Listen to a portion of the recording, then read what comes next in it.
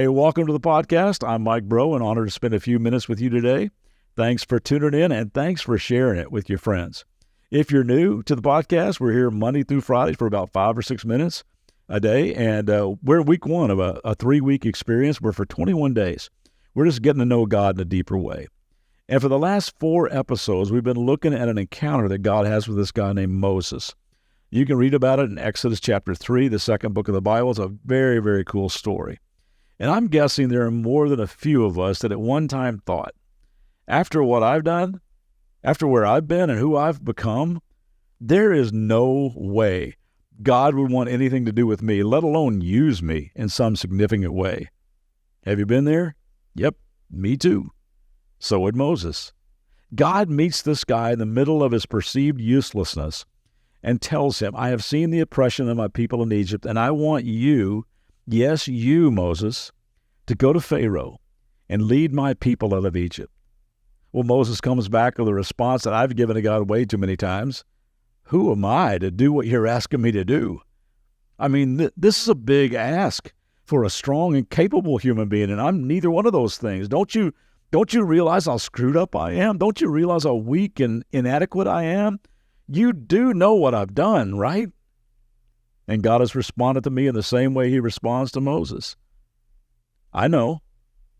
I will be with you.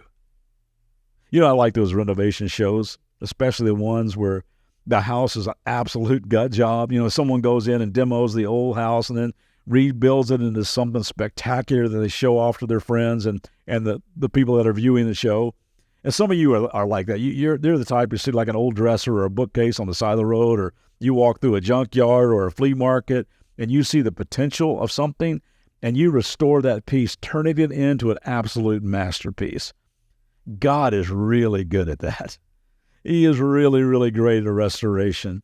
In fact, he found a bunch of us on the side of the road, wrecked and worn, broken and spent, and saw our potential.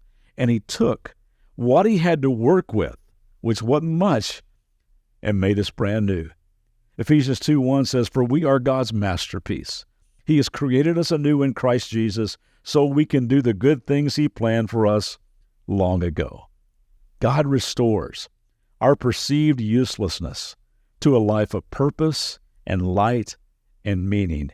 He creates this masterpiece out of you and me and then puts us on display to show a watching world just what he can do with anybody. And in spite of Moses' feelings of inadequacy, in spite of his fear, in spite of his past, in spite of all the excuses he tries to offer up as to why God got the wrong guy, God goes to work in him. And he uses this reclamation project to deliver the people of Israel from slavery. It wasn't easy, and would get really, really hard later on as their leader. But God did exactly what he promised he would do. He would be with him. So please know today that that same God is with you. That same God pursues you, loves you, sees the potential in you, wants to shape you, mold you into this priceless masterpiece, put you on display, and then use your life to make a profound difference in ways you never dreamed.